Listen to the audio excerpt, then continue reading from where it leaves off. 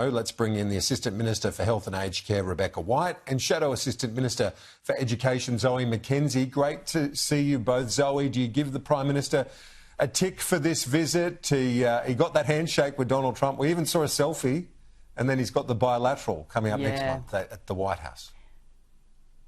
I must admit, when I woke up and saw the photo, I thought originally he was standing there with a wax figure, but it turns out it really was the President. In a fleeting moment, the Prime Minister got a photo. Good on him. But we still have to wait another month. The Prime Minister has to make yet another trip to actually sit down with the President one-on-one, a trip he could have easily made from Peru when he was there last year, when the President had just been elected, as a number of other world leaders did.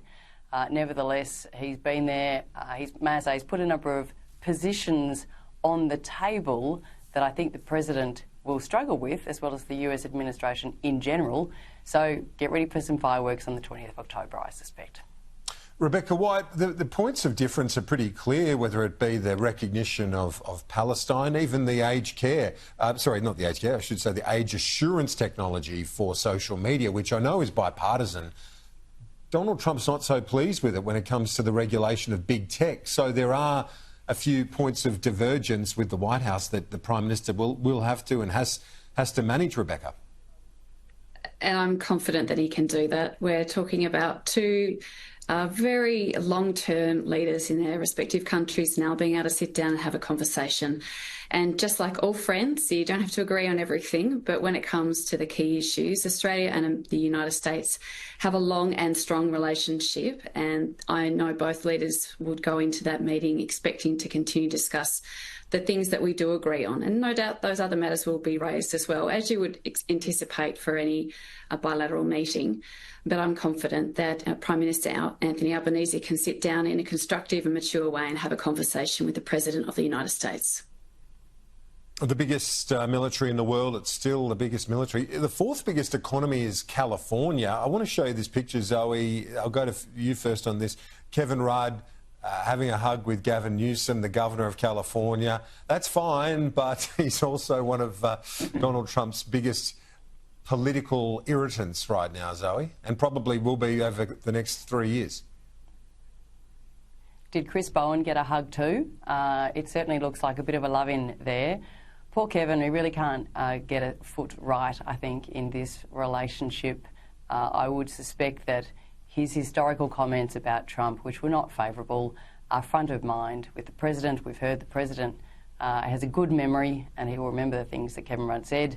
I know he's been working hard, though. Of course he's there working hard in the interests of all Australians and to try and re-establish the strategic relationship, but this might be another one that's counted against Team Australia. And we'll see, as I said, fireworks on the 20th of October.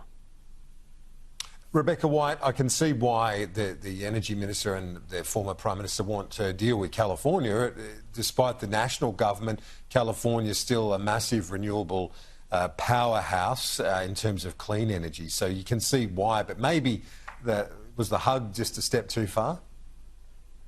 Oh, look, I'm not going to comment on people having a hug. You know, if they're friends, then why shouldn't they be allowed to do that? I think people are reading a little bit too much into these interactions. At the end of the day, Australia does have a very strong relationship with the United States of America, and that includes relationships with different states where we have a lot of trade and economic opportunity that, of course, Australia is seeking to make sure we capitalise on. We want jobs here in Australia. We want to be able to have a good trading relationship with the United States.